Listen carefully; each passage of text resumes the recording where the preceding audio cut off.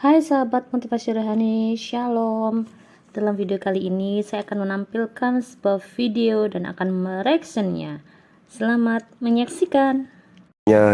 Benar-benar jatuh cinta, kemudian dia menjanjikan hal-hal yang membuat kita itu bisa lalai. Itu bisa jadi hal yang menjadi sebab musabab terjadi. Kedua, musuh kita itu banyak di luar sana. Nabi Muhammad sallallahu alaihi wasallam saja itu pernah kena sesuatu yang negatif, dalam hal ini kejahatan dari hal-hal gaib. Nah, teman-teman di sini cuma bilang kalau Nabi Muhammad aja pernah kena kejahatan dari hal-hal gaib. Itu artinya ya kena santet ya. Terus kita akan lanjutkan. Apalagi diri kita ini banyak yang sakit hati, banyak yang tidak suka, banyak di luar sana yang tukang santet. Oke teman-teman, di sini cuma menyadari bahwa dia memiliki kelemahan ya, apalagi kita gitu ya, yang notabene manusia gitu ya, yang dia ini secara rohani gitu, secara iman tidak ada yang membentengi dia. Jadi dia menyadari bahwa imannya dia itu, yang dia sembah itu tidak bisa membentengi dia dari kuasa gelap gitu ya. Dan kalau kita mau jujur ya, di dalam kekristenan itu justru hal-hal gaib kayak gini, setan begini itu diusir ya, dan orang-orang Kristen sendiri tidak bisa tembus ya. Orang-orang yang percaya kepada Tuhan, yang hidupnya dikuasai oleh Tuhan, hal-hal gini tidak bisa tembus ya. Banyak kesaksian hamba-hamba Tuhan yang orang-orang percaya, kalau teman-teman pernah lihat di dunia lain itu, orang Kristen tidak bisa diganggu ya. Jadi perbedaan antara kita dan mereka seperti itu. Nah, ini ada beberapa hal yang kita mau perhatikan. Ini ada 4 ayat ya mengenai Yesus mengusir setan ya. Yang otomatis Yesus sendiri juga tidak bisa disentuh oleh iblis ya. Markus 5 ayat 1 sampai 20, Yesus mengusir roh-roh jahat dari orang Gerasa, dan roh-roh itu memasuki kawanan babi. Lukas 11 ayat 14 sampai 23, Yesus mengusir setan dan menjelaskan bahwa ia mengusirnya dengan kuasa Allah. Terus kemudian Matius 8 ayat 16, Yesus mengusir roh-roh jahat dan menyembuhkan orang-orang yang sakit. Matius 10 ayat 1, Yesus memberi kuasa kepada ke-12 muridnya untuk mengusir roh jahat. Jadi di dalam kekristenan itu, orang Kristen, orang yang penuh kuasa itu tidak bisa disantet ya. Karena apa? Kuasa Allah sendiri, Yesus sendiri itu mengusir gitu ya. Jadi tidak ada yang namanya persekutuan dengan mereka gitu ya. Kita akan lanjut ya. Banyak yang sakit hati, banyak yang tidak suka, banyak di luar sana yang tukang santet, tukang pelet, banyak. Nah, di sini cuma mengatakan banyak yang tidak suka, banyak yang sakit hati, banyak yang nyantet. Nah, ini ditujukan kepada siapakah? Apakah untuk orang Kristen? Nah, kalau ini ditujukan kepada orang Kristen, ini aku kasih ayat ya, bahwa di Kristen sendiri tidak boleh berhubungan dengan santet, tukang sihir gitu ya. Saya baca dalam Ulangan 18 ayat 10.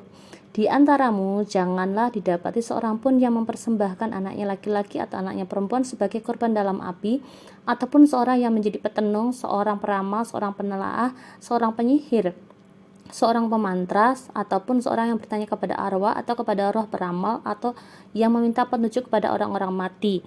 Sebab setiap orang yang melakukan hal-hal ini adalah kekejian bagi Tuhan, dan oleh karena kekejian-kekejian inilah Tuhan Allah menghalau mereka dari hadapanmu. Jadi kalau ditujukan kepada orang Kristen, salah besar ya. Dan saya biasa ketemu dengan orang-orang seperti itu. Jadi saya tidak ingin adik saya itu terjadi hal-hal yang negatif dari tindakan-tindakan orang yang tidak bertanggung jawab. Saya memang marah, betul. Sekali-kali boleh, tapi kalau sudah keseringan, ya saya khawatir aja sih. Hal-hal yang fitnah-fitnah yang pernah terjadi terulang lagi. Dan di sini si Suma mengatakan dia pernah bertemu dengan banyak orang yang melakukan hal-hal seperti ini ya. Secara tidak sadar dia mengakui bahwa dia sendiri salah satu bagian dari orang-orang itu, enggak sih? Ya kan, karena orang yang namanya nyantet itu pasti dia akan diem-diem, enggak, ya kan? Dia akan diem-diem, dia nggak akan ngomong-ngomong, dia nggak akan koar-koar. Tapi kenapa dia sendiri pernah atau banyak ketemu dengan orang-orang yang seperti ini gitu loh, orang-orang yang menyantet kayak gitu. Berarti dia salah satu bagian dari orang itu, dan mungkin dia adalah salah satu pelakunya gitu. Jadi ini hanya argumen saya aja, opini aja. Jadi ya, dia banyak ketemu dengan orang-orang seperti ini.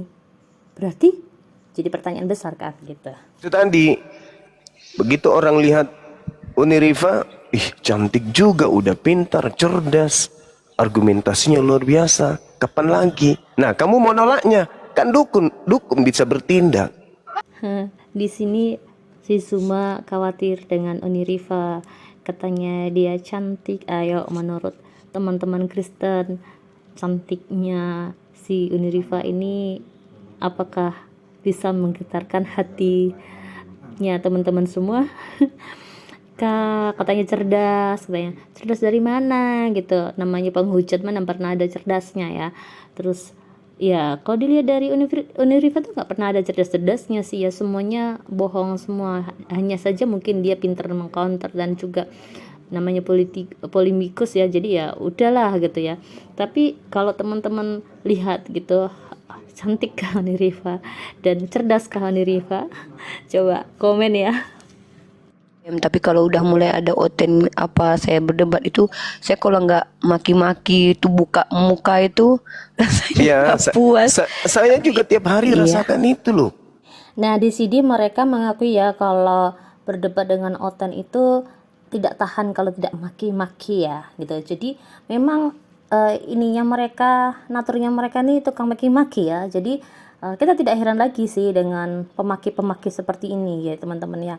Dan mereka ini kayak ngerasa bahwa mereka ini di atas angin gitu loh. Terbawa terbang tinggi gitu ya. Kita lanjut ya teman-teman. Misalnya nanti kita biarkan wajah kita dinikmati orang, ada yang menggunakan secara tidak baik, bisa jadi orang bermaksiat gara-gara kita. Karena lihat bibirnya, lihat hidungnya, dagunya begitu aduhai. Ya orang-orang yang tidak beriman bisa jadi perkosa diri jadinya kan. Nah, inilah teman-teman, kalau otaknya sudah otak selakangan tuh ya pikirannya cuma maksiat terus ya.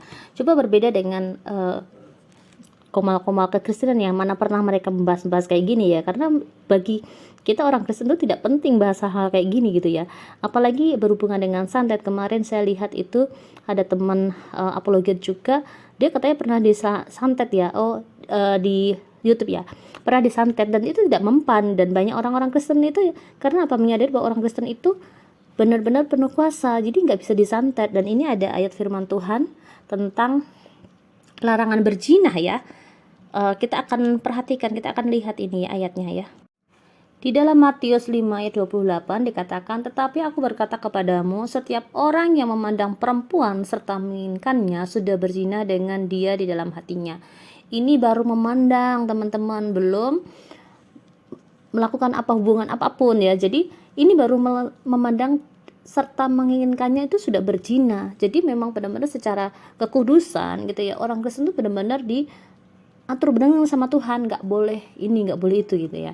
Jadi kalau mereka mengatakan nanti membuat maksiat gitu ya, ya mungkin ya sesama mereka sendiri, karena secara ajaran ya kita tidak bisa diizinkan hal seperti itu. Dan kemudian Amsal 6 ayat 32 sampai 33, siapa melakukan zina tidak berakal budi, orang yang berbuat demikian merusak diri, siksa dan cemooh diperolehnya, malunya tidak terhapuskan. Bayangkan teman-teman. Nah, di sini artinya apa? Siapa melakukan zina tidak berakal budi ya. Jadi orang yang berbuat zina itu nggak punya akal budi ya, otaknya nggak sehat gitu ya. Apalagi tadi cuman memandang perempuan serta menginginkan aja itu sudah berzina lah. Apalagi sudah melakukan hal-hal yang kayak mereka buat ya, apa yang mereka katakan maksiat ya. Terus orang yang berbuat demikian merusak diri. Tapi selain merusak diri juga dia mendapatkan hukuman secara sosial ya, disiksa dan cemooh diperolehnya, malu tidak terhapuskannya. Jadi dia akan malu seumur hidupnya gitu karena berbuat zina gitu ya. Jadi bukan main-main ya dalam kekristenan itu berbuat zina ya. apalagi mereka bilang maksiat, berbuat maksiat, menginginkan mereka ya, aduh enggak deh gitu ya. Jadi orang Kristen itu imannya kuat ya, enggak seperti pandangan mereka ya. Banyak orang-orang yang jantan di luar sana yang beda keyakinan kita, yang ya lihat muka saya bisa dia horny kan gitu. Yang dimaksud cuma dengan berbeda keyakinan, terus kalau melihat dia itu horny, itu kira-kira siapakah? Apakah umat Hindu, umat Buddha, umat Katolik, umat Kristen, Konghucu, atau kepercayaan-kepercayaan lain ya.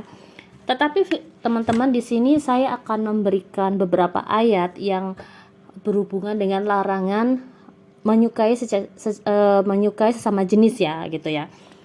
Ini ayat-ayatnya nanti saya akan taruhkan di sini ya. Di Kejadian 19 ayat 4 sampai yang kelima itu tentang Sodom dan Gomora ya, ketika mereka menyukai sesama jenis dan Tuhan akhirnya membuat Tuhan itu murka terhadap mereka, dan Sodom dan Gomora dihancurkan oleh Tuhan. Kemudian Imamat 18 ayat 22, tidak boleh ya tidur laki-laki dengan laki-laki, perempuan ataupun dengan perempuan, itu tidak boleh. Terus kemudian Imamat 20 ayat 13, 11 orang laki-laki tidur dengan laki-laki itu merupakan suatu kekejian bagi Tuhan, ataupun sebaliknya ya, perempuan dengan perempuan.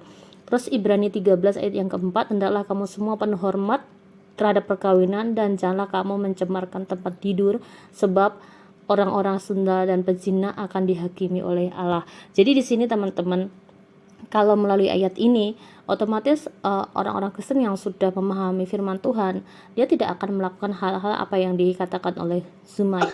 501 deh, orang-orang yang orang yang tidak mampu menguasai syahwatnya itu begitu. Oh ya, siap. Iya kan? Tadi cuma mengatakan tidak mampu menguasai syahwatnya. Siapa yang tidak mampu menguasai syahwatnya? Ataupun mungkin Zuma sendiri juga sering melakukan hal itu ya. Bukankah selama ini banyak korban yang terjadi di nggak usah disebut ya, banyak anak-anak disodomi, kemudian diperkaos ya. Bahkan ada video yang menampilkan anak-anak sedang bernyanyi lagu cara berhubungan. Nah, itu ajaran siapa? Itu sesuai keyakinan siapa gitu loh. Jadi di sini kayak semua itu, kalau mau orang laki-laki sendiri itu kalau kalau memandang dia itu terjadi hal-hal yang negatif, hal-hal, berarti semua sendiri menyadari bahwa dia punya kelainan ya gitu ya. Nah, ini yang perlu teman-teman pahami, bahwa di Kristen itu gak ada hal seperti ini ya, kalau orang menurut firman Tuhan ya tentunya. Kenapa Anda pakai masker? Ya, saya takut cairan spermamu habis. Apalagi Uniripa seorang wanita kan gitu. Nah, kalau misalnya sekali-sekali kasih data boleh lah. Tapi kalau setiap saat hanya menceramai mereka, saya khawatir aja. Saya khawatir ada yang ngambil fotonya bawa pergi tukang santet, disantetnya segala macam. Nah, itu yang saya nggak mau, karena beliau kita butuhkan. Biar bagaimanapun kita butuh beliau, kita butuh Dinda Uniripa. Pergerakan kita ini dari segi semua lini harus terisi. Ada Ahisugi, dan satu hal yang sangat saya bahagia, hadirnya Dinda Dio. Itu kan, tadinya ada Dinda Faruk, muncul Dinda Faruk, kemudian yang lain sudah semakin banyak orang-orang yang bisa diandalkan lah. Nah, saya tidak ingin anak-anak saya di lapangan ini ada gangguan. Jujur saya katakan kepada kalian, saya pun kena sihir. Berkali-kali saya kena. Jadi secara tidak sadar si Zuma ini bangga sekali kalau sampai ada cowok yang horny karena dia. Dia tadi juga bilang anak-anak, jadi mereka-mereka ini yang apologet Islam ini dianggap anak ya sama dia ya. Wow, dia sebagai bapak pendusta. Nah, dia tadi juga bilang bahwa dia tuh kena sihir, beberapa kali kena sihir. Berarti secara keimanan ya, secara rohani ya, imannya dia, kerohanian dia, Tuhannya dia itu tidak bisa membentengi dia, tidak bisa melindungi dia ya, sampai dia kena sihir berulang kali. Padahal dia adalah seorang yang gurunda ya, disebut gurunda ya. Sedangkan orang Kristen sendiri itu ya, sekalipun mereka adalah jemaat biasa, tapi ketika mereka mengaku Yesus adalah Tuhan dan Juru Selamat, diberikan kuasa bahkan untuk mengusir roh-roh jahat. Jadi inilah perbedaan antara iman Kristen dan yang cuma alami ya. Jujur saya katakan kepada kalian, saya pun kena sihir. Berkali-kali saya kena. Sampai asal sahabat adik-adik saya ini percaya yang namanya sihir, saya pernah 6 bulan yang lalu tiba-tiba saja kaki saya itu melepuh. Tidak ada tersentuh sedikit pun apa-apa, melepuh merah, semerah-merahnya. Habis itu sakit disentuh, nggak bisa jalan. Itu 4-5 bulan yang lalu. Dokter heran, ini kenapa kakinya? Kok tiba-tiba bengkak, merah, kemudian kayak dibakar api. Setelah saya periksa, oh ini sihir rupa-rupanya. Nah kalau fisik tidak kuat, bahaya. Dan anehnya, ini wallahi ini saya demi Allah ya, yang kirim sihir itu lucunya suka japri. Gimana kakinya bro? Oh, Demi Allah, wallahi. kok dia tahu? Kok dia tahu kan? Iya, iya. Kalau bentongin juga. Ya, jadi saya minta kepada Allah beri petunjuk siapa pelakunya ini. Japri, wallahi sering dia japri. Setiap dia japri, bagaimana kakinya? Apa masih sakit?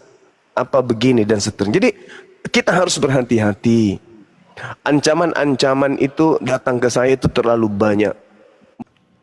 Nah, sekali lagi di sini Zuma mengatakan bahwa 6 bulan yang lalu kakinya melepuh ya. Ini nggak tahu penyebabnya itu karena apa. Tapi katanya itu disantet. Dokter pun juga ngerasa heran. Dan kemudian dia bilang dia periksa ternyata itu santet. Dan dia periksanya pakai apa? Gimana cara meriksanya? Pakai apa? Gimana caranya meriksa ketika dia disantet ya gitu ya. Berarti dia mungkin punya alatnya ya, nggak tahu.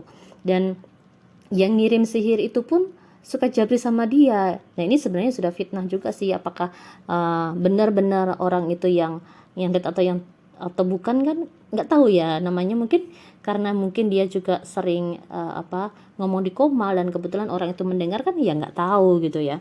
Ataupun orang ini pernah melihat dia pada waktu pergi ke dokter atau bagian perawat yang melihat dia dan dia DM-nya nggak tahu juga ya. Nah di sini ya bisa dipertanyakan juga sih, mungkin dia sakit apa ya gitu ya.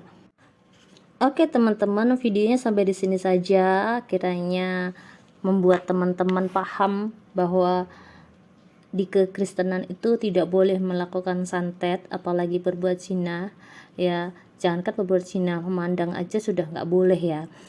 Dan buat cowok-cowok yang tertarik sama Zuma, mohon jangan ya. Dan itu dilarang oleh Tuhan ya.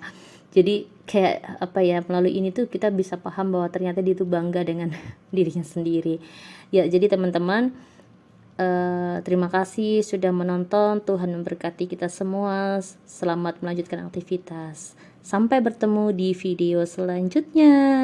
Bye bye.